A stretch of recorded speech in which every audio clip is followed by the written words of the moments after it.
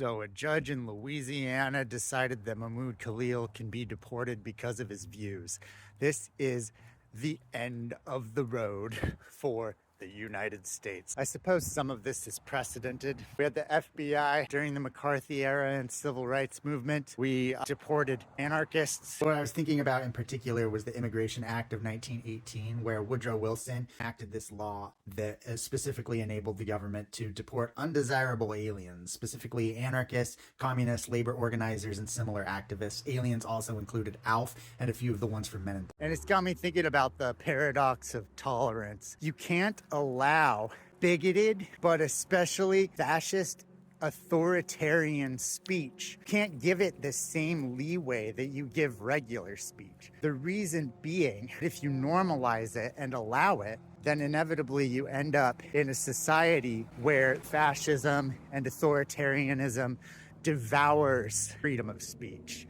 So you've got people like Elon Musk claiming he's a free speech absolutist, but he will be the first person to limit speech. He just wants to make sure that his hate speech is allowed out there. And now his hate speech is all that's allowed out there. Hate speech, authoritarianism, fascism, racism, those have become the norm now.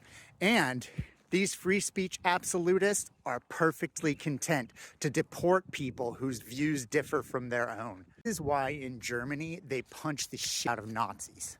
Fascist ideologies, authoritarianism, these are pollutants. So yeah, everybody should have freedom of speech. The exception, of course, being people who promote a worldview that will strangle and exterminate free speech. The reason why these people are always claiming to be victims is because they want to be the ones who victimize people. They see the people in the world who are asking for equal rights and they say, oh my God, but they will inevitably victimize me, because all they can think about is victimizing others. They want to be in authoritarian roles and they think that everybody else is as horrible and disgusting as they are.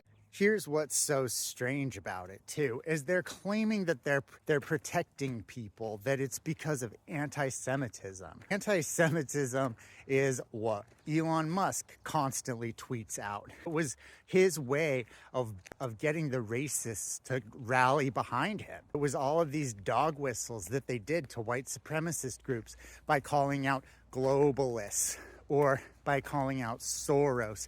These are just dog whistles for people that are anti-Semitic. A lot of times anti-Semites will use these as dog whistles because it can sort of lead people down this alt-right pipeline into Jewish bankers controlling the world type of conspiracy. So that's how we ended up here.